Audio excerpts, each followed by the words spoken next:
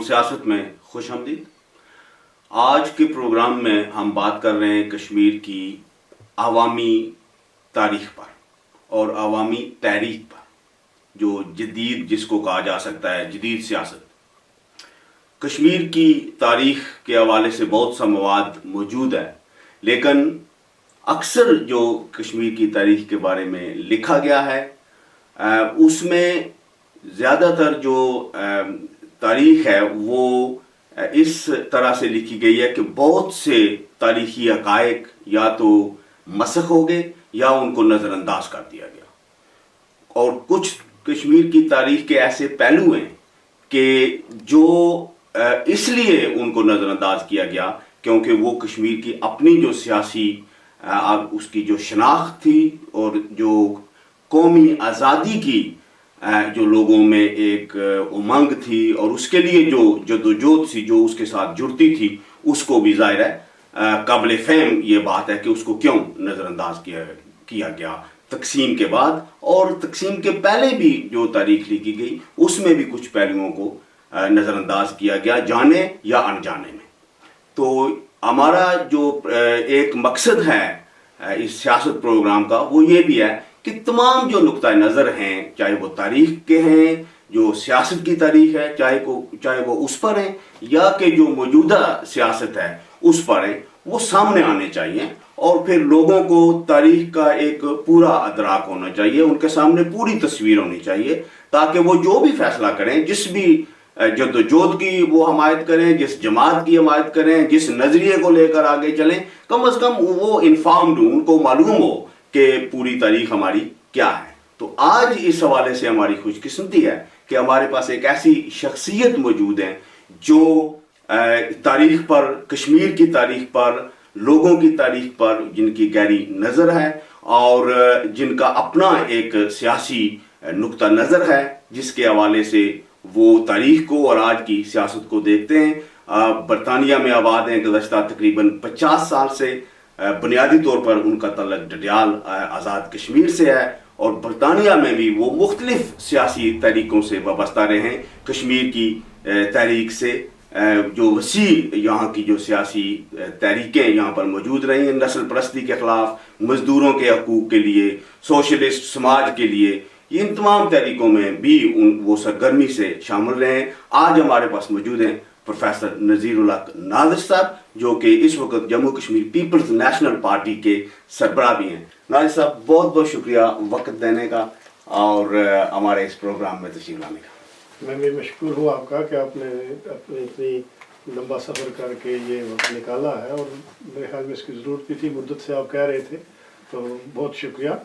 تو میں کوشش کروں گا کہ جو میرے اپنے زندگی کے تجربے اور ریسرچ میں حقائق میں مجھے ملے ہیں کشمیر کی تاریخ کے بارے میں، اور خاص کر جس کا آپ نے ذکر کیا ہے، عوامی جو جدوجہد ہوئی ہے، اسٹرگل ہوئی ہے رائٹس کی، حقوق کی، اس کے حوالے سے کہ ہم نے کہاں سے شروع کیا اور آج کہاں ہیں، تو کوشش کروں گا کہ میں آپ کے سوالات کا جواب دوں۔ شکریہ۔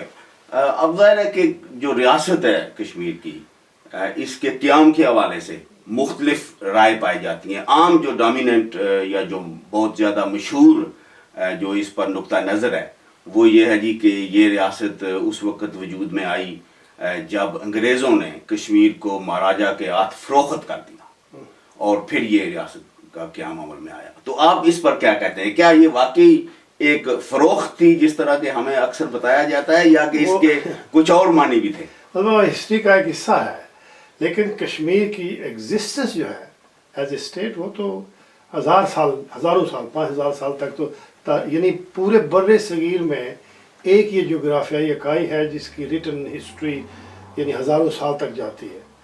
تو اس میں مختلف ادوار گزرے ہیں، جس میں مختلف یعنی قبیلوں نے، مختلف ایتھنک گروپس نے رول کیا ہے، جس میں ہندو بھی رہے ہیں، اور مسلم کا وجود جو ہے کشمیر کی ریاست میں وہ سنٹرل ایشیا سے ہوا تقریباً 13ویں-14ویں صدی سے، یعنی اس کا مطلب ہے کہہ لیں کہ وارد ہوئے کشمیر میں۔ تو کشمیر ایز اے اینٹی وہ تو رہی ہزاروں سال تک۔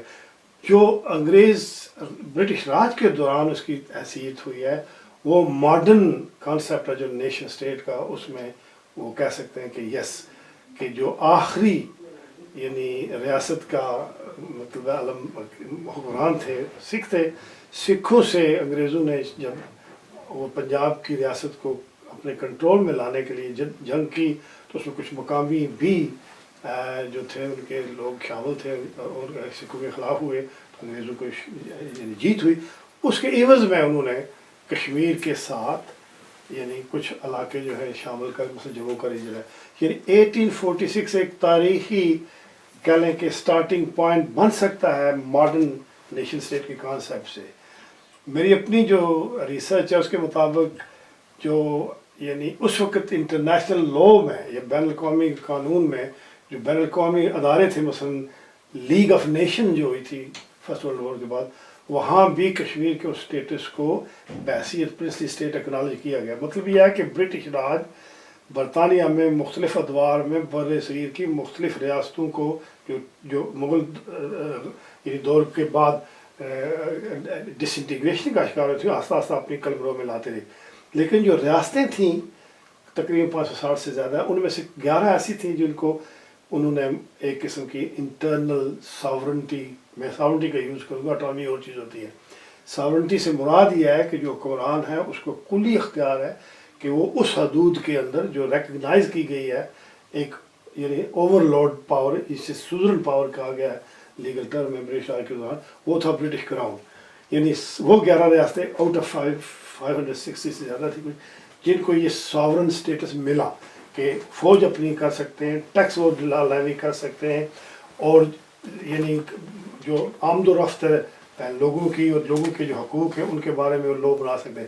بین الاقوامی ریلیشنز، انٹرنیشنل ریلیشنز کو کہا جاتا ہے، کمیونیکیشن یا ڈیفنس جو تھا وہ واسرائے کے پاس بھی نہیں تھا، وہ ڈائریکٹ انڈر وہ پرنسلی چیمبر بنایا گیا تھا برٹش راج میں۔ اچھا، یہ ایک بڑی دلچسپ جو بات آپ نے کی ہے، میرے خیال میں مجھے تو اس سے پہلے نہیں پتا تھا، اور I'm sure کہ بہت سے اور لوگوں کو نہیں پتا ہوگا کہ یہ جو آپ نے ڈسٹنکشن کی ہے کہ یہ جو 11 ریاستیں تھیں آؤٹ آف 500 یا 600 جو بھی تھیں، 650 ان میں سے ان 11 کا ایک الگ حیثیت تھی۔ دیکھیے کچھ مثلاً چھوٹے چھوٹے خطے سے، چھوٹے چھوٹے ایک ڈسٹرکٹ میرپور جیسی ریاست بھی یعنی کہہ لیں، ان کو انہوں نے دیا تھا کہ بھائی آپ فلاں جو ریجن ہے برطانوی ایڈمنسٹریشن کا، اس کے ساتھ آپ منسلک رہیں۔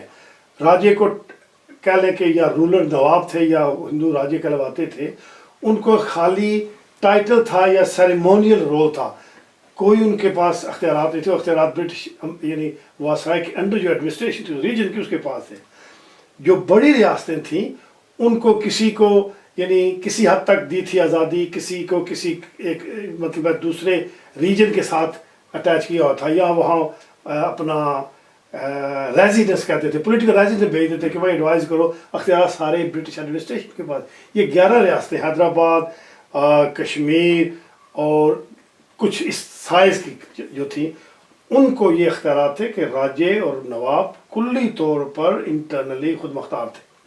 صرف بین یعنی فارن افیئرز، انٹرنیشنل کمیونیکیشن اور ڈیفنس جو تھا وہ تھا انڈر برٹش کراؤن، کیونکہ جو برٹش انڈیا واسرائے کے تحت تھا، اور پرنسلی اسٹیٹ ایک علیحدہ چیمبر تھا جو ڈائریکٹلی وایا جو تھے ایڈوائزر یا پولیٹیکل ایجنٹ کہتے تھے، ان کے ذریعے ان کا تعلق تھا ایکچولی کراؤن آف برٹن کے پارلیمنٹ۔ تو یہ اسٹیٹس جو ہے یہ بڑا عام ہے کشمیر کا۔ ایک تو یہ کہ لیگل اینٹی کشمیر کی ڈیفائن کی گئی برٹش راج کے دوران as a semi sovereign state. یہ بہت بڑا عام کوشچن ہے، پچھلے 20 سال سے 30 سال سے میں کشمیری تحریک میں یہ کانسیپٹ دے رہا ہوں کہ بھائی ہماری اسٹرگل جو ہے وہ ساورنٹی کے بحالی کی ہے، کیونکہ ساورن تھا راجہ لیکن وہ ڈکٹیٹر تھا۔ اچھا، من مانی یعنی شخصی حکمرانی تھی، عوام کو حقوق دے، وہ سبجیکٹ کہلائے جاتے تھے، سٹیزن شپ کا کانسیپٹ بعد میں آیا۔ تو یہ جو اس یعنی موجودہ جو 1846 سے لے کر right up to actually turn of 20th century total خود مختاری تھی۔ ہاں، اس دور میں کسی سٹیج پہ برٹش راج نے وہ جو حقوق تھے وہ کم کیے، کہیں جا کے انہوں نے وہ چیمبر آف مطلب بنایا एडवाइजरी प्रिंस को, राजे को कंट्रोल करने के लिए कहीं अपना एडवाइजर भेज दिया वहाँ, पॉलिटिकल एजेंट, लेकिन ओवरऑल जो था कंट्रोल वो राजा के पास रहा, और उसमें अवामी हकूक की कोई बात नहीं थी। राजा अपनी फौज जहाँ से चाहता था रिक्रूट करता था। ओके, ये जो मैंने बात की थी कि फरोख्त की, जी जी, कि एक तो ये आइडिया है कि वो फरोख्त हुआ था, दूसरा ये है कि बेसिकली जो वार इंडेमनिटी थी, जी जी, कि जो तावान जंग था वो लाहौर दरबार वाले चूंकि नहीं दे सके, जी जी, इसलिए ब्रिटिश ने कहा कि अगर आप ये नहीं दे सकते तो फिर ये कश्मीर और इससे मुल्का इलाके जो हैं वो हम आपसे ले लेंगे, क्योंकि ये पंजाब के अंदर थे उस वक्त। बिल्कुल। और फिर वो इलाके जो है ना, उन्होंने कहा जी कि गुलाब सिंह को, कि क्योंकि वो एक कैंडिडेट था कि मुझे दें ये, मैं इसको रूल करता हूँ, क्योंकि ब्रिटिश डायरेक्टली उस वक्त उनको रूल नहीं करना चाहते थे। तो फिर उन्होंने कहा जी ओके तुम ले लो, और तुम ये जो वार इंडेमनिटी की है ये उसके थे तकरीबन 15 मिलियन बनते थे, तो उन्होंने कहा आप आधे दे दो, तो इसलिए वो 75 लाख जो कहा जाता जी, तो वो 75 लाख उसने दी तावाने जंग के तौर पर। बिल्कुल करेक्ट है, क्योंकि जो यहाँ जो था गुलाब सिंह, वो स्ट्रेटेजिक उसकी विजन थी, ही फोरसो, उसने ये देखा कि अब ये आस्ता आस्ता जो बड़ी स्टेट्स हैं प्रिंसली, उनको भी हड़प कर रहे हैं। पंजाब उस वक्त, कश्मीर जो था उसकी सरहदें एक तरफ तो पंजाब के साउथ तक जाती थी, दूसरे नॉर्थ में अफगानिस्तान तक जाती थी, बहुत बड़ी ये निकल वो थी वो। अब अंग्रेज़ों ने जब उसको डिफीट, जंग एंड पर ऐसे हालात पैदा हुए कि महाराजा रंजीत सिंह से उन्होंने जंग छेड़ी। गुलाब सिंह महाराजा का जर्नल था एक स्टेज पर, उसका मतलब कह लें कि यानी वैसल था, जी जी, लेकिन उसने जब देखा कि अब आखिरी स्टेज पहुंच चुकी है सिख रूल की, अंग्रेज जीत जाएंगे, वो उसने पीछे कदम यानी पेशकदमी नहीं की, हटा ली अपनी फौजें, महाराजा यानी रंजीत सिंह मदद नहीं की, फोर्स ही किया कि इसका एंड होगा तो उसके अगर मैं शामिल हुआ तो मैं भी मारा जाऊंगा, तो ही स्टेड आउट करेक्टली, जैसे आपने कहा है कि उसकी वॉर इंडेमनिटी पर जब उन्होंने कहा कि भाई तुम इतना तावान दो, तुमने हमें इन्वॉल्व किया इस जंग में, तो महाराजा के रंजीत के पास तो है इतना पैसा, जो पंजाब उस वक्त जो भी रूल है, क्योंकि महाराजा तो पहले रंजीत सिंह तो 1939 में मर गया था ना, उसकी जो सारी जो महाराजा रंजीत सिंह थे।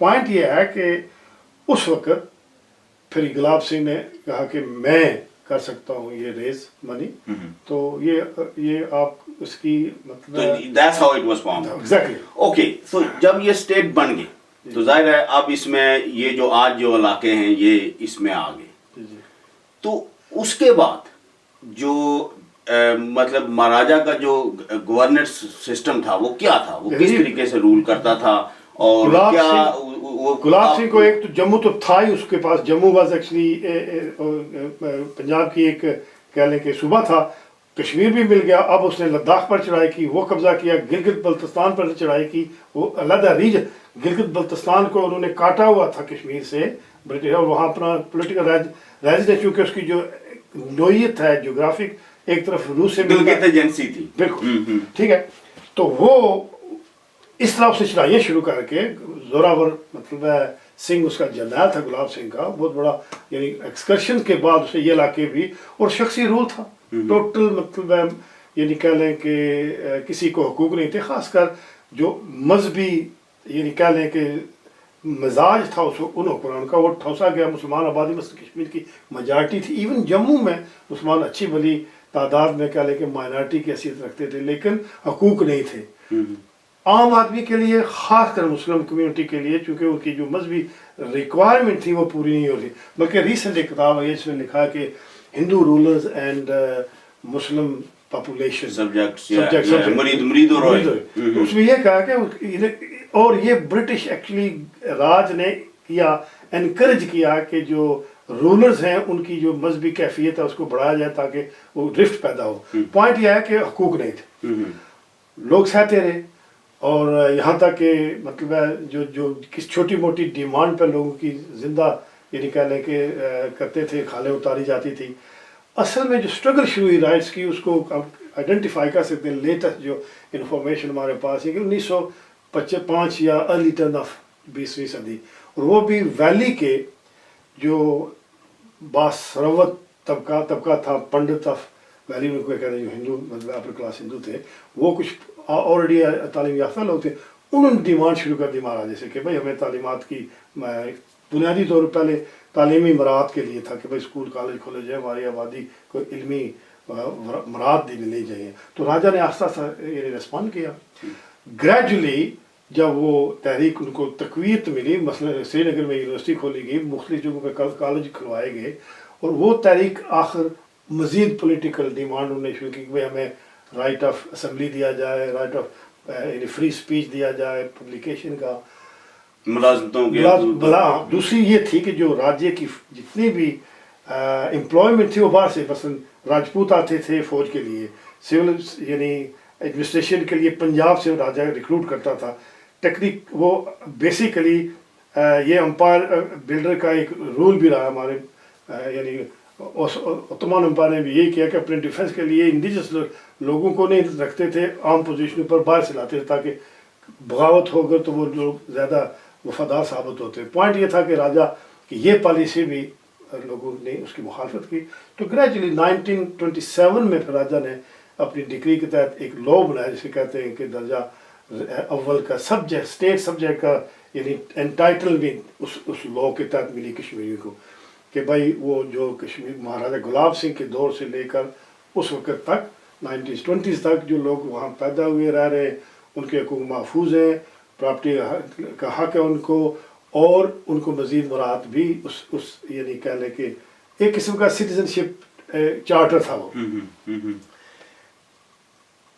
अब उसमें जो मतलब लोगों को पता चला कि भाई स्ट्रगल करने से आवाम को पता चलता है कि स्ट्रगल करने से उनको हकूक़ मिल रहे, तहरीक बढ़नी शुरू हुई, और 30s में मुस्लिम भी उसमें शामिल होने शुरू हुए। बल्कि वो 31 का वाक़या 13 जुलाई का पूरी कश्मीर में यानी हिस्ट्री में है कि वहाँ एक मतलब मजहबी प्रोटेस्ट पर यानी महाराजा की फ़ौज ने गोली चलाई, 20-25 आदमी शहीद हुए मुसलमान।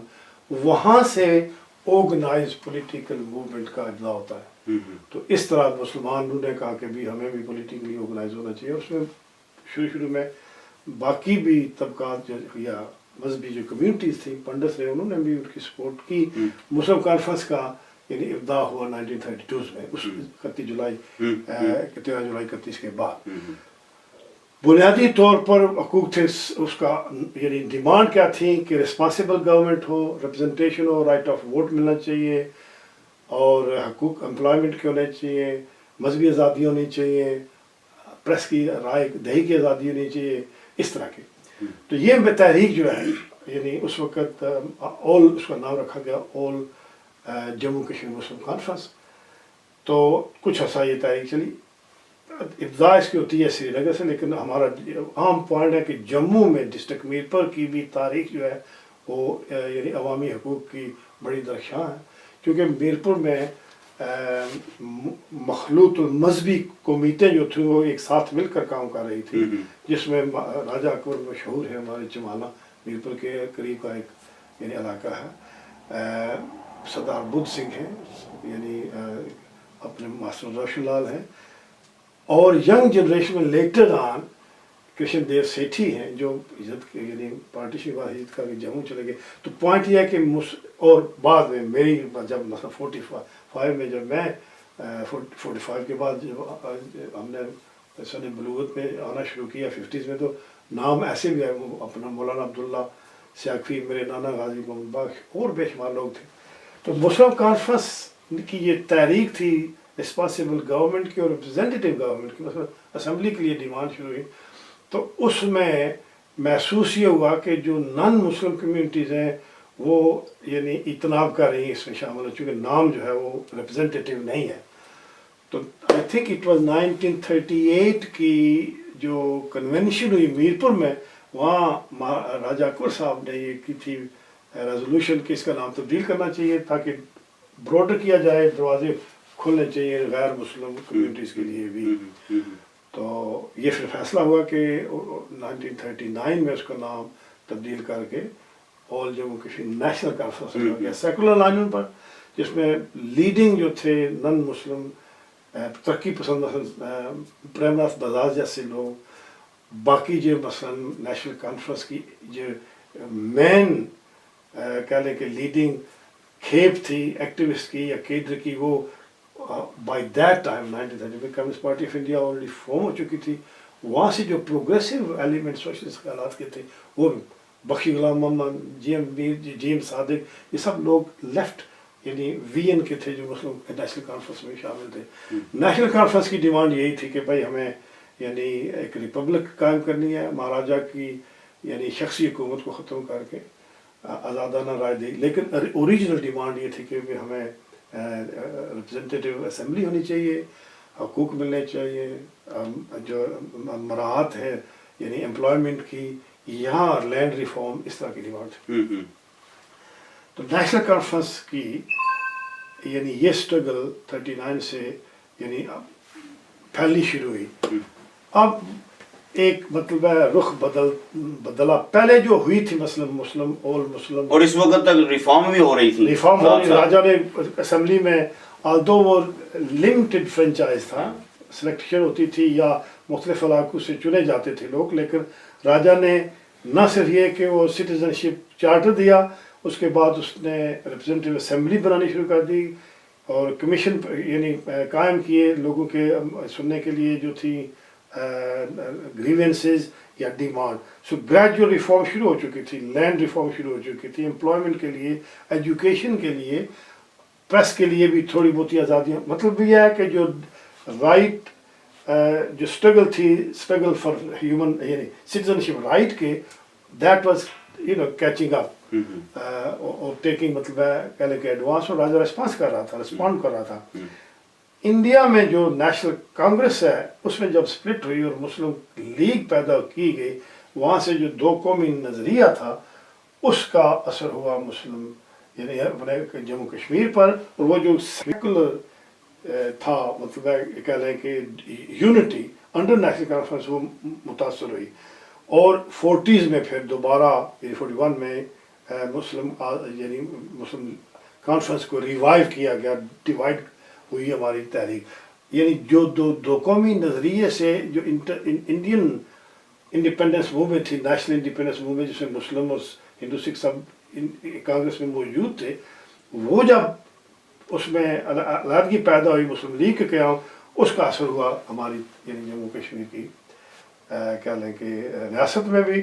اور دوبارہ مسلم لیگ کو ریوائیو کیا گیا اور ڈویژن لابنگ شروع ہوگی. اب بائی دیٹ یہ ہے یعنی کہہ لیں کہ 40ویں کی دہائی میں 41-42 میں جب دوبارہ ریوائیو ہوتی ہے اور اس طرف انڈین نیشنل کانگریس اور مسلم لیگ ڈیمانڈ کر رہی ہیں. مسلم لیگ کا بھی اوریجنل جو پروگرام تھا وہ مسلم آبادی کے لیے یعنی الیکٹور کالج علیحدہ چاہیے تھا. ڈیمانڈ یعنی علیحدہ ملک یہ بھی ڈیمانڈ نہیں شروع ہوتی ہے، لیکن مسلم آئیڈینٹی علیحدہ ہو گئی. یعنی قوم کا جو تصور تھا انڈین کانگریس میں کہ بھائی اول ملٹیپل جو آئیڈینٹیز ہیں ریلیجیس وہ مل کر ایک قوم بنتی ہے، اس میں ڈویژن پیدا ہوئی، ریلیجیس ایلیمنٹ آیا. تو وہاں سے دو قومی نظریہ جو ہے یا ٹو نیشن کہہ لیں کہ آئیڈیالوجی تھیوری نہیں تھی، کوئی یعنی کہہ لیں کہ سسٹمیٹک تھنکنگ نہیں تھی آن ایکچولی ایتھنک یا ریلیجیس بیسس پہ. جو نیشن کا تصور تھا، ایڈوانٹیج اور ڈس ایڈوانٹیج کمیونٹی تھی، اس کے لحاظ سے مسلمان نے سمجھا کہ یونائٹڈ جو آزاد ہندوستان میں مسلمان مائنارٹی میں رہیں گے اور میجارٹی ہندو کی ہے، جب تک ہمارے حقوق کا دفاع نہ کیا جائے اس وقت تک ہم پیچھے جائیں گے.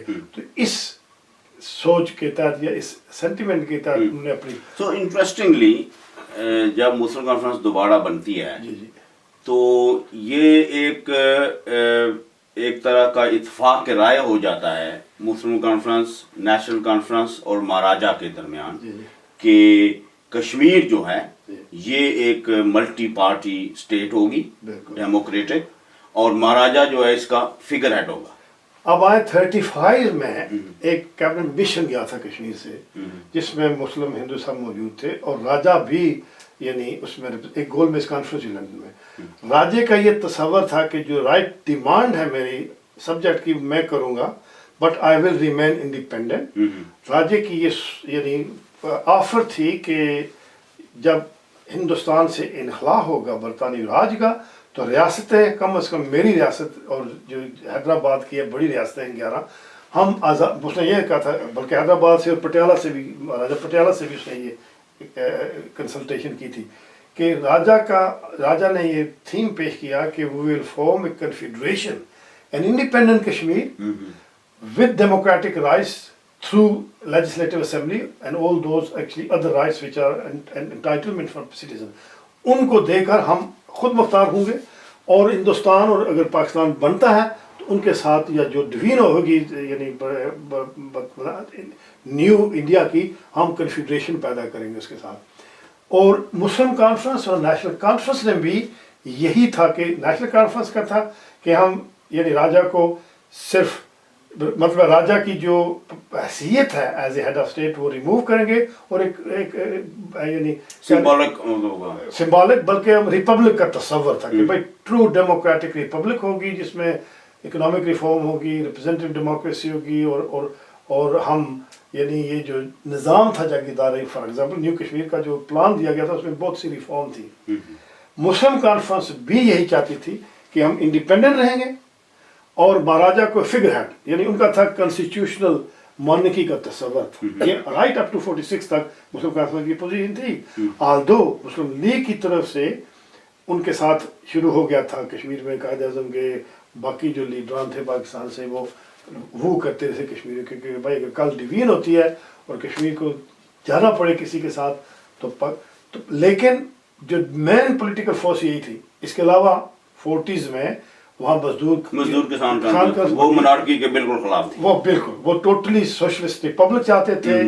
अच्छा, वो जो प्रोग्रेसिव एलिमेंट यानी गैर मुस्लिम था नेशनल कॉन्फ्रेंस वो बदल हुआ क्योंकि नेशनल कॉन्फ्रेंस की जो प्रैक्टिस थी उसमें एट टाइम डेमोक्रेटिक इथोस नहीं, मतलब कुछ वाकयात हैं कि शेख साहब जरा कभी मुसलमानों डोमिनेट करते थे, ना सिर्फ डोमिनेंट थे बल्कि वो यूज करते थे कभी रिलीजियस कार्ड और कभी वो यानी उनकी जो ऑसिलेशन थी उस जैसे लोग मशकूक हुए कि भाई शायद ये विद स्टैंड न कर सकें और मुस्लिम मेजॉरिटी के दबाव में या जो मुस्लिम कॉन्फ्रेंस का वजूद आ गया तो ऐसा ना हो कि हमारा जो सेकुलर इमेज है ये खाली इमेज रहे और अंदर सच ना रहे।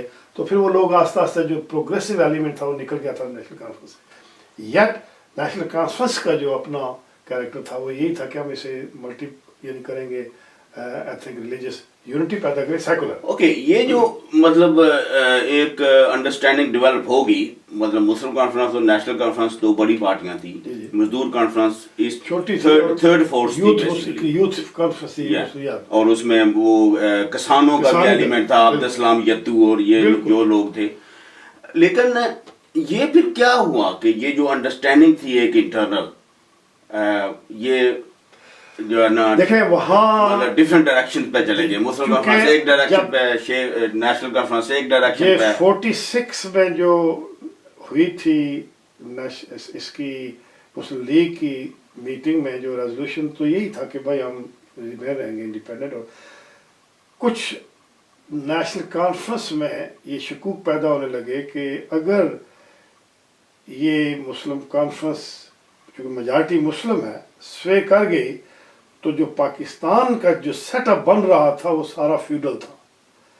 तो नेशनल कॉन्फ्रेंस की leadership under Sheikh Abdullah had actually move toward left by that time क्योंकि उनके जो मेन कैडर था वो सारा कम्युनिस्ट पार्टी ऑफ इंडिया से ट्रेन होकर आए हुए थे या उनकी आइडियोलॉजी उन्होंने एक्सेप्ट की हुई थी। इवन यंग लोग सेठी साहब जैसे वो जो आए थे बाद में शामिल हुए वो दे ऑल ट्रेंड बाय यानी प्रोग्रेसिव पॉलिटिक्स। एक तो ये था कि भाई मुस्लिम conference is getting closer to Muslim league मजहबी बुनियादों पर, तो सेकुलर हमारा जो तशख़्ख़ुस है कश्मीर का वो बिखर जाएगा। और दूसरा कि ये जब हमारा जो रिफॉर्म का प्रोग्राम है लैंड रिफॉर्म का और एक्चुअली सोशो इकनॉमिक रिफॉर्म का एक एलिटेरियन प्रोग्राम था वो नहीं अमल दरामद होगा, तो उसका झुकाव फिर नेशनल कॉन्फ्रेंस के चला गया कांग्रेस की तरफ। ठीक है जी।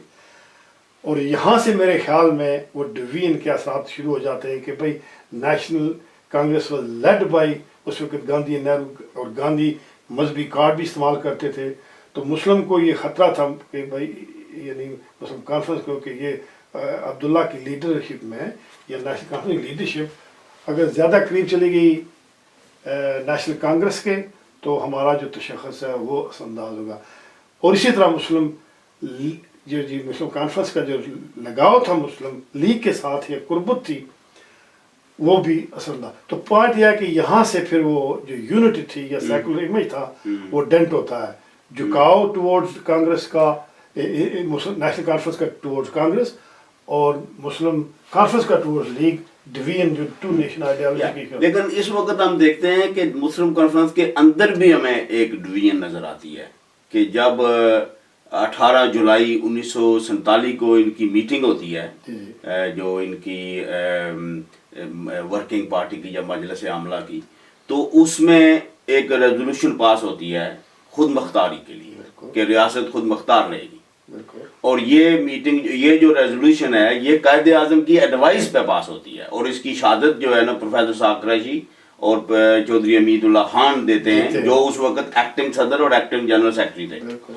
لیکن دوسرے دن پھر سردار ابراہیم صاحب کے گھر میں ایک میٹنگ ہوتی ہے اور وہاں پر علاق کی قرارداد پاس ہوتی ہے. تو اب اس لیے مسلم کانفرنس میں بھی اب موجود ہے یہ پہلا سائن نظر آ رہا ہے کہ علاق اور خود مختاری کی جو ڈویژن ہے وہ نظر آ رہی ہے. اور یہ ایگزیکٹلی یہ جو کیا لیں کہ دو دھڑے تھے اس مسلم کانفرنس کے وہ عملی طور پر ظاہر ہوئے ہیں. یعنی 4 اکتوبر میں وہ لوگ جو پاکستان کی طرف زیادہ مائل تھے ان کی یعنی ان میں سے کچھ لوگوں کو ایمان پر وہ جو ریوولٹ ہوا تھا کہا جاتا ہے ہم سے اور بھی کہتے ہیں کہ بھئی یہ کشمیری کا تھا. بنیادی طور پر وہ مسلم لیگ کے ہم خیال لوگوں کا ایک دھڑا جاتا ہے. اس میں چند لوگ ناقابل قبول ہیں اور 4 اکتوبر میں وہ پلٹ کر سردار ابراہیم صاحب یعنی آ جاتے صدر. حالانکہ اس 4 اکتوبر میں وہ پرائم منسٹر تھے. جی آپ کی یہ جو ڈسٹنکشن ہے بڑی عام ہے کہ 18 کو ہوتی ہے اگر یہ تاریخ کو یہ مطلب قرارداد کہ ہم انڈیپینڈنٹ رہیں گے تو ایک دن بعد کیسے کوئی انقلاب آتا ہے کہ بھئی وہ تبدیل ہوئی ہے.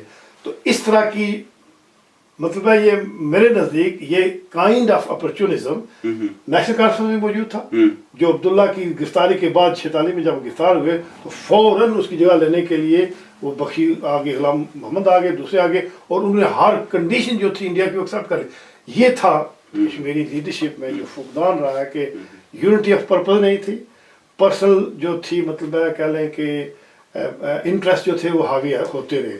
تو یہ ہماری اس تاریخ کو جو انڈیپینڈنٹ کی تاریخ راجہ وانٹڈ ٹو ریمین انڈیپینڈنٹ جو وہ تو پھر مارجنلائز ہو گیا نا. بالکل ایک طرف مسلم کانفرنس ادھر چلے گی نیشنل کانفرنس ادھر چلے گی. اب راجہ کرے کیا راجہ تو مارجنلائز ہو گیا. لیکن اس کے باوجود جب جو 14 اگست کو جب یہ اعلان ہوا اور جو انڈیپینڈنٹ ایکٹ پارلیمنٹ نے پاس کیا تھا اس میں کلیئرلی یہ کلوزز ہیں کہ بھائی فرام 14 اگست all treaties اور جتنے بھی معاہدے ہیں ریاستوں کے ساتھ وہ نلیفائی ہوتے ہیں اینڈ سوزرنٹی ہم واپس لیتے ہیں اور ساورنٹی ریٹرن کرتے ہیں. That's all. یعنی act itself does not stipulate کہ ریاستوں کو کیا کرنا چاہیے وہ آزاد ہے خود مختار ہے. اب ایک میمورنڈم دیتا ہے واسرائے لاسٹ واسرائے ان ریاستوں کو بھیجتا ہے یعنی لارڈ ماؤنٹ بیٹن کیونکہ میں نے نظر کیا نا پہلے کہ 11 سے علاوہ جتنی ریاستیں وہ آلریڈی کسی نہ کسی حیثیت میں ڈتھی ہوئی تھی یا اٹیچ تھی کسی نہ کسی صوبے یا ریجن جو انڈین پولیٹیکل ایڈمنسٹریشن تھی ان کے ساتھ. تو ان کو اس نے کہا کہ پرنسلی اسٹیٹ کو میمورنڈم میں اس نے یہ کہا کہ بہتری ہوگا کہ اکیلے سروائیو نہیں ہو سکیں گے تو وہ چوز کریں. اور یہ حق مسلم کانفرنس کہتی تھی کہ لیڈر پیدا کریں گے. مسلم لیگ نے یہ کہا کہ یہ حق جو ہے یہ ریاستوں کے راجوں کو ملنا چاہیے نوابوں کو ملنا چاہیے. نیشنل کانگریس کہتی تھی کہ نہیں یہ عوام کو ملنا چاہیے. however یہ حق دیا گیا اس میمورنڈم میں کہ آپ اگر چاہے کسی کے نیو جو ڈومینین کریٹ ہوئے تو ان میں سے کسی کے ساتھ آپ شامل ہو جائیں اور عوام کی رائے کے ساتھ. لیکن ہوتا کیا 14 اگست کے بعد مہاراجا از انڈیسائسو. اب وہ remain he wants to remain independent اور اپنے یعنی عوامی جو تحریک چل رہی ہے حقوق کی اس کے ساتھ نیگوشیشن جاری ہے. بائی دیٹ ٹائم کافی حد تک یعنی سہولتیں دی جا چکی تھی اور ریفارم ہو رہی تھی. महाराजा ने जब मुस्लिम लीग ने उससे रब्ता किया, न्यू जो अंडर गवर्नर जनरल यानी कायद आज़म कि भाई आप कुछ फैसला करें, तो राजा ने कहा मुझे वक्त चाहिए, मैं अपनी आवाम से राय लूँगा, इट टेक्स टाइम। तो पाकिस्तान उस वक्त तक सप्लाई करता था तमाम कम्युनिकेशन का जो दारो मदार था वो इस तरफ से आता था, पाकिस्तान जो बना उसकी तरफ से ब्रिटिश राज के दौरान। तो पाकिस्तान ने कहा ठीक है हम जारी रखें, तो एक स्टैंड स्टिल का मुआहदा हुआ कि भाई until such time you consult with your यानी सिटीजन और populace, we will respect your sovereignty.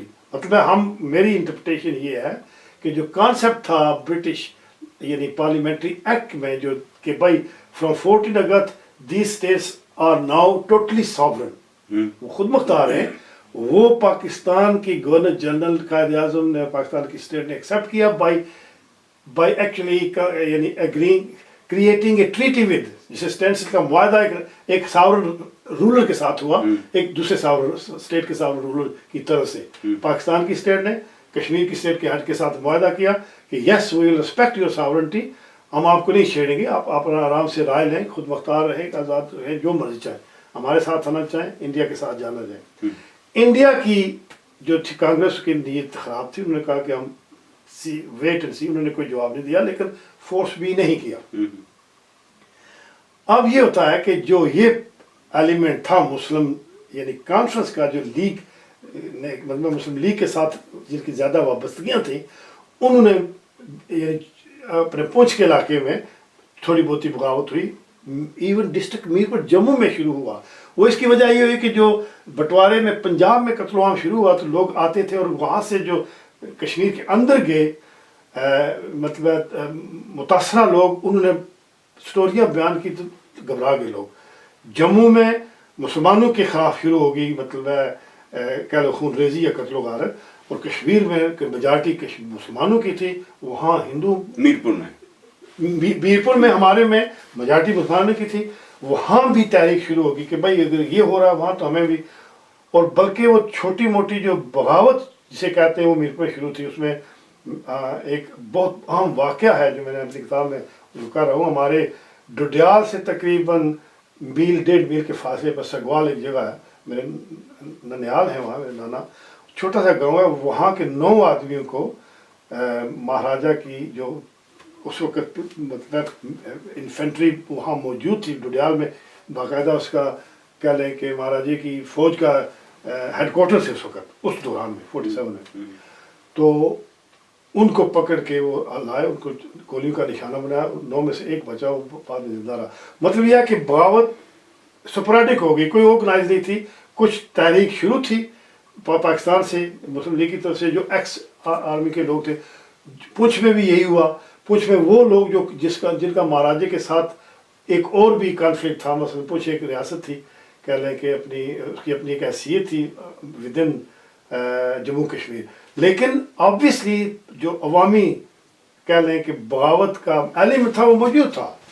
अब वहाँ यानी कह लें कि जब महाराजे की फ़ौज को वहाँ से निकाला गया तो फ़ौरन उन्होंने ऐलान कर दिया कि भाई हम अपनी बनाते हैं यानी इंडिपेंडेंट हुकूमत का ऐलान हुआ। उसके गुलाम नबी गिलकार पहले सदर अनाउंस हुए, जिनका नाम यानी सूडी नाम कुछ और रखा गया था, नाम मुझे अनवर।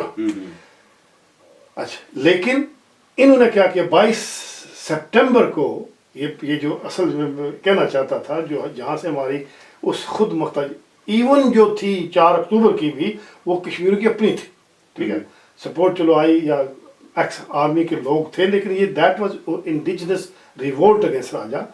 22 सितंबर को पाकिस्तान के नॉर्थ वेस्ट फ्रंटियर से यानी अफगान जत्थे भेजे गए। अब ये आज तक हमें ये बताया गया 22 अक्टूबर को, 22 अक्टूबर को, 4 अक्टूबर के बाद यानी जब ये ऐलान होता है तो 22 अक्टूबर को निकलते हैं पेशावर से, उस रूट से वाया मुजफ्फराबाद, हज़ारों की तादाद में ट्रक लदे।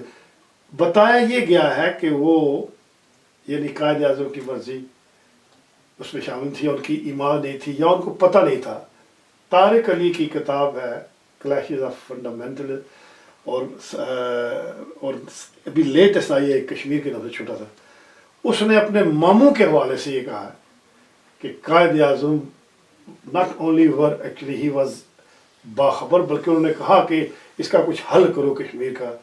تو اس وقت انہوں نے کہا جی کہ یعنی ہم یہ لیاقت علی یا باقی جو لوگ تھے، پوائنٹ یہ ہے کہ اس میں ٹاپ لیول کی جو تھی پاکستان کی administration, that was actually a aware, be involve to some extent. اچھا، اس میں آپ اپنی بات یاد رکھنا، اس میں جو ایک میری بات ہوئی پروفیسر اسحاق قریشی سے، جی جی، جو اس وقت ایکٹنگ جنرل سیکرٹری تھے، ابو فوت ہو گئے اللہ بخشے ان کو. انہوں نے جو اس کا جو نریشن بتائی ہے نا، وہ ڈیفرنٹ ہے. وہ کہتے ہیں کہ جب ہم گئے ہیں قائد اعظم کے پاس 11 جولائی 1947 کو ہم انہیں ملے ہیں، اور میں اور چودھری حمید اللہ، اور ہم نے کہا جی کہ چونکہ غلام عباس وغیرہ یہ جیل میں تھے، تو ہم نے کہا جی کہ ہم یہ جو کشمیر میں آیا، ہم کیا آپ کیا مطلب آپ کا کیا خیال ہے، آپ کی کیا ہمیں ایڈوائس ہے کہ ہم کیا کریں وہاں پر. تو قائد اعظم نے کہا جی کہ آپ لوگ جو کچھ وہاں کر رہے ہیں یہ غلط ہے. مہاراجہ کہتا ہے کہ میں انڈیپینڈنٹ رہوں گا تو مسلم کانفرنس کو ڈیفینیٹلی اس کی سپورٹ کرنی چاہیے. شیخ عبداللہ یہ جو کوئٹ کشمیر موومنٹ چلا رہا ہے یہ بالکل ارریلیونٹ ہے، آپ اس کا حصہ مت بنو، ٹھیک ہے. اور انہوں نے کہا جی کہ ہم نے وہی بات آ کر 18 جولائی کی جو قرارداد ہے وہ بتائی، اور اس میں وہ انڈیپینڈنس کی قرارداد پاس ہوئی. اس کے بعد ہمیں بلایا گیا، پاکستان سے 2 لوگ گئے، انہوں نے ہمیں بلایا، مجھے اور حمید اللہ کو. میں اس وقت ایک نمائش وہاں لگا کرتی تھی پھولوں کی، تو وہ دیکھنے گیا. تو وہاں پر بڑی بے رونقی تھی، کیونکہ یہ قتل عام شروع ہو چکا تھا برٹش انڈیا میں. تو وہاں مجھے 2 لوگ آئے ملنے، تو انہوں نے کہا جی کہ آپ کو پار لے کے جانا ہے، تو حمید اللہ کو بھی لے کے جانا ہے. تو کدھر ہے وہ؟ میں نے کہا وہ تو سیا ہوگا، شام کا وقت ہے، وہ تو مطلب زمیندار آدمی ہے، وہ تو ٹائم پاس ہو جاتا ہے. تو انہوں نے کہا چلو. میں نے کہا وہ تو ابھی نہیں جاگے گا. بہرحال ہم گئے ہیں، تو ہم نے اس کو بتایا. پھر پہلے تو اس نے کہا میں نہیں جاؤں گا. تو انہوں نے کہا جی جانا ہے، اگر آرام سے چلیں تو ٹھیک ہے، ورنہ اور طریقے بھی ہیں، ہم آپ کو لے تو جائیں گے، بہت ضروری ہے آپ کا جانا. تو وہ ہم دونوں کو لے آئے. کیسے ہم پہنچے یہ لمبی کہانی ہے، لیکن یہاں آ کے پتا چلا جی کہ یہ کچھ پلان ہو رہا ہے. لاہور میں میٹنگ تھی، اور اس میں پاکستان کی جو قیادت ہے اس کے سینٹرل لوگ موجود تھے. وہاں پر حمید اللہ نے کہا ان سے کہ قائد اعظم صاحب نے ہمیں ڈیفرنٹ ایڈوائس دی تھی، کیا یہ جو کچھ آپ پلان کر رہے ہیں کیا قائد اعظم کو پتہ ہے؟ تو انہوں نے کہا جی کہ آپ کا یہ ہیڈ ایک نہیں ہے، یہ ہمارا مسئلہ ہے، آپ سے جو ہم کہہ رہے ہیں آپ نے وہ کرنا ہے. تو اس کے بعد یہ سب کچھ وہاں شروع ہو گیا. 3 مہینے کے بعد ہم کراچی گئے ہیں، اور 3 مہینے کے بعد ہماری ملاقات ہوئی قائد اعظم سے. تو انہوں نے پہلی جو بات ہم سے کہی کہ میں نے تم لوگوں سے کیا کہا تھا اور تم نے یہ کیا کیا ہے وہاں پر، اب بھگتو. تو ہم نے کہا جی ہم نے تو کچھ نہیں کیا، یہ تو آپ لوگوں نے، آپ کے لوگوں نے کیا. اور ہم نے ان سے پوچھا تھا کہ قائد اعظم کو پتا ہے، تو انہوں نے کہا یہ آپ کا مسئلہ نہیں ہے. تو وہ کہتے ہیں کہ قائد اعظم جو ایسے صوبے میں بیٹھے تھے، وہ بالکل پیچھے انہوں نے ٹول لگا لی اور آنکھیں بند کر لی، اور 2-3 منٹ کے لیے کوئی بات نہیں کی. اور اس کے بعد انہوں نے آنکھیں کھولی اور ہمیں کہا کہ یہ لکھ کے مجھے دو، within 48 hours I want that in writing. تو ہم نے 48 آور میں ان کو لکھ کے دے دیا. اس کے بعد وہ بیمار ہو گئے، وہ کوئٹہ میں زیارت میں شفٹ ہو گئے. واپس جب ہم آئے ہیں بعد میں، لیاقت علی خان نے ہمیں بلایا یا ہم ان سے ملنے گیا، مجھے یہ یاد نہیں رہا، لیکن ہمارے پاس اس کا ریکارڈ موجود ہے. تو اس وقت وہ جو رپورٹ ہے وہ اس کے لیاقت علی خان کے سرانے رکھی تھی، اور اس میں کچھ ریڈ مارک بھی لگے ہوئے تھے. تو لیاقت علی خان نے ہمیں کہا کہ آج کے بعد کوئی بھی مسئلہ ہو تم میرے پاس آیا کرو. سو obviously there are two variants کہ قائد اعظم کو پتہ ہے یا نہیں پتہ ہے. یہی ہے کہ اب ہورسز ماؤتھ مثلا یہ اتھینٹک مطلب ایک کہتے ہیں کہ جو آدمی انوالو تھے ڈائریکٹ قائد اعظم سے وہ یہ بیان دے رہے ہیں. اکارڈنگ ٹو طارق علی ان کے ماموں ہیں شوکت اجاد، اور وہ آرمی اس وقت کیپٹن تھے. He was one of the leading senior لوگ سو دس گورنمنٹ، وہ پاکستان کی ایڈمنسٹریشن میں تھے. بالکل ان کے مطابق یعنی بالکل قائد اعظم تنگ پڑ کے انہوں نے کہا کہ کچھ کرو یا اس کا. ہاں یہ ورڈ ہے. ہاں بعد میں جب یہ شروع ہو گیا تو پھر قائد اعظم نے کہا اب اس کو ریزالو کرو. anyway, ہمیں اس حد تک نہیں جانا چاہیے کہ قائد اعظم یعنی انوالو تھے یا نہیں، اگر ہے نہیں تھے تو فائن. دیکھنا یہ ہے کہ پاکستان کی جو ایڈمنسٹریشن ہے اسٹیبلشمنٹ از انوالو، اور خان قیوم جو تھے گورنر سرحد کے اوپنلی وہ ہاں وہ بالکل وہ موجود تھے وہاں، مامدوٹ تھے. بالکل. پوائنٹ یہ جی کہ state of Pakistan initiated without اور ود کنسنٹ اور awareness of governor general Quaid Azam, that's another issue. ہم یعنی بینیفٹ یہ ڈیبیٹیبل ہے.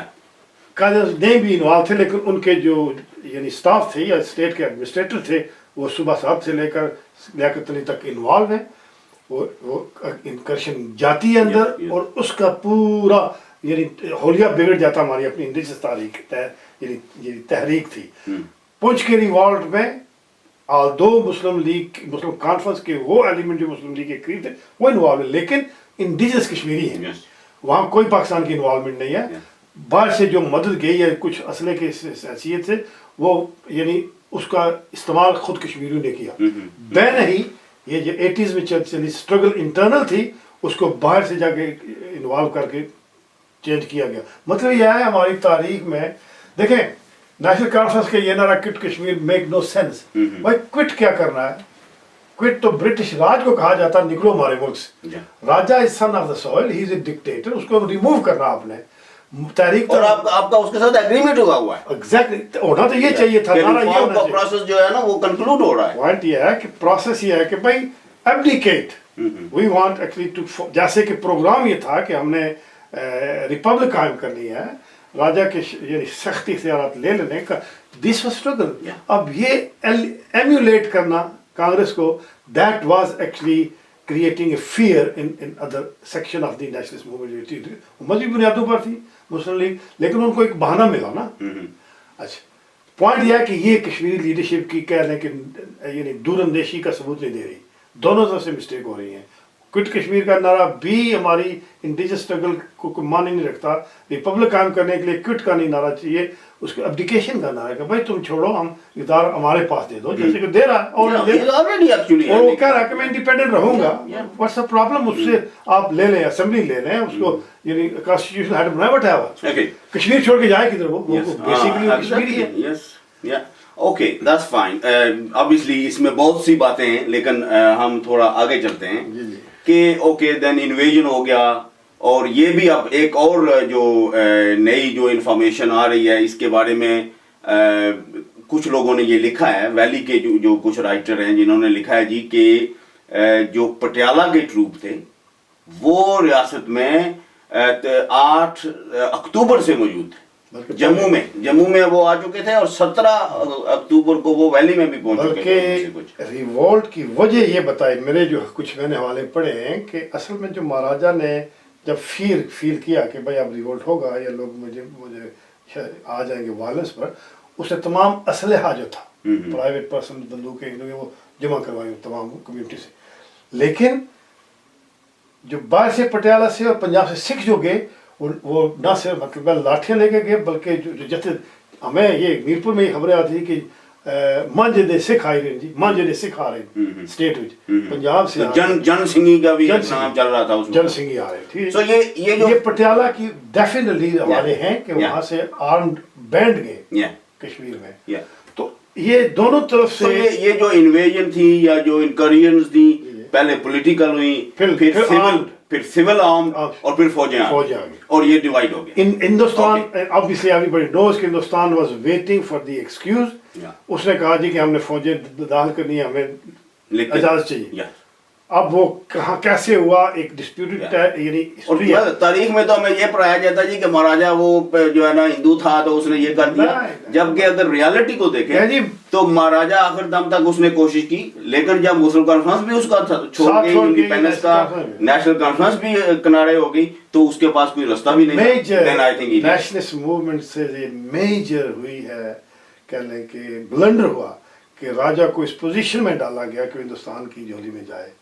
ادروائز اس کی جو ہسٹری ہے 35 سے لے کر راجا کے جو سٹینس رہا ہے ود برٹش. اوکے اب ایکسیشن ہو گیا، ٹھیک، academically that is debatable کہ وہ کس وقت اس نے سائن کیا یا نہیں کیا. That یہ پہلے کے پاکستانی لیکن انڈین فوج آ گئی, انہوں نے کہا جی اس نے ایکسیشن کر لیا. بالکل اوکے, اب وہ آ گئی, معاملہ یونائٹڈ نیشن میں چلا گیا.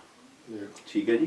وہاں پر جو ریزولوشن پاس ہوتی ہے پہلی کہ 13 اگست 1948 کہ جنگ بندی ہوگی, پورا جو ٹروس ایگریمنٹ ہے سب کچھ اس کی ڈیٹیل کیسے ہوں گی, اور پھر ایک ریفرینڈم ہوگا جس میں لوگ فیصلہ کریں گے کہ کیا کرنا ہے. اب جو اس وقت کے جو انڈین ریپرزینٹیٹو تھے یونائٹڈ نیشن میں, کیونکہ اس وقت ایک آرگومنٹ انڈین پرسپیکٹو سے آ رہا ہے جی کہ وہ ایکسیشن کیا مہاراجا نے, آپ لوگوں کا کیا مسئلہ ہے, وہ اس کو اختیار تھا, جو انڈیپینڈنٹ ایکٹ تھا اس کے مطابق اس کو اختیار تھا کہ وہ کر سکے, تو اس نے کر دیا, تو اب آپ لوگوں کا کیا مسئلہ ہے. لیکن یہ کیا کہ ایکسیشن ہو چکا ہے, تو پھر وہ یونائٹڈ نیشن میں جب وہ کہتے ہیں جی ریفرینڈم ہوگا, اور جس میں the future status of Kashmir will be decided by people. Future status, not accession at that point. تو اس کو انڈینز نے کیوں ایکسیپٹ کیا؟ اگر ایکسیشن ہو چکا ہے تو why they did not raise that point there. یہ اس پہ آپ کہہ رہے ہیں. دیکھنا لیگل جو تھی ریکوائرمنٹ وہ پوری نہیں ہوئی نا. Legal requirement under British act یہ ہے, یا وہ میں نے پہلے کہا ہے کہ انڈیپینڈنٹ ایکٹ جو ہے پارلیمنٹ کا پاس, اس میں کوئی ایکسیشن کا میمورینڈم جو ہے اس میں کیا کہ اگر چاہیں تو آپ کسی ایک نیو لیکن عوام سے رائے لے کر, رولر اپنے عوام سے. اب جو اس پاکستان کی انکرشن جو گئی یعنی 22 اکتوبر کو, اس نے فورس کیا راجا کو کہ without consulting his subjects he had to actually get help.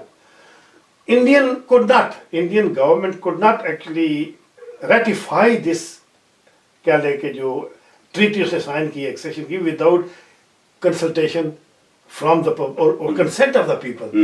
اس لیے انہوں نے کہا کہ بھائی ٹھیک ہے ہم کریں گے, ریفرینڈم کروائیں گے, کیونکہ دس از لیگل ریکوائرمنٹ کہ راجیہ جو ڈیسیژن کریں گے اس میں اس کی عوام کی کنسنٹ ہونی چاہیے. وہ کنسنٹ تو ہو نہیں سکی, فارن چلے گئے وہاں انویڈر کشمیر میں, راجا مجبور ہوا.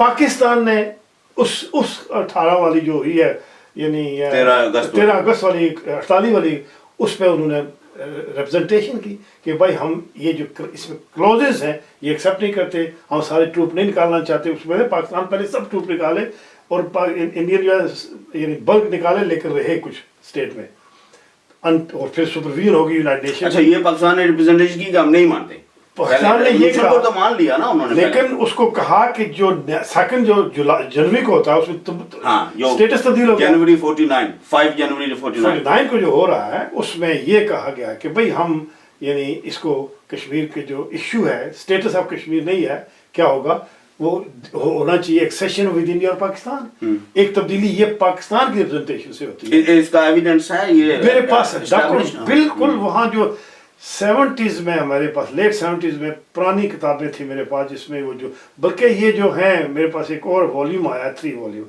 اس میں جو ڈیبیٹ ہوا ہے یونائٹڈ نیشن کے اندر اس کا جو جس کو ہم یعنی کہتے ہیں جو پارلیمنٹری جو ریکارڈ ہے یا یونائٹڈ نیشن کا ریکارڈ, اس میں دونوں طرف سے اس 13 یعنی جولائی 48 والے ریزولوشن کے بعد ڈیبیٹ ہو رہا ہے, اور اس کو ٹرم چینج ہو رہی ہے.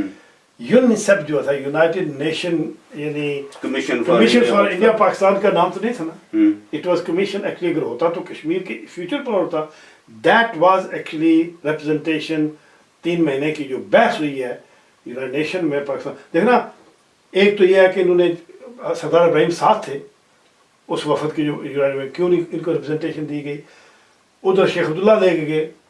پوائنٹ یہ ہے کہ یہ دونوں کی یہ نیتیں صاف نہیں تھیں کہ بھائی اب آ گئی ہے مجبوری میں ہمارے پاس جو علاقہ وہ اس کو رکھنا ہے. ایون جو جنوری کا ریزولوشن ہے اس میں یہ تو ہو گیا جی کہ people will have to decide other to accede either India or with Pakistan. Independent کا وہ 3rd آپشن ختم کرتے ہیں, یہ چونکہ ان کی ریپرزنٹیشن سے ہو رہا ہے.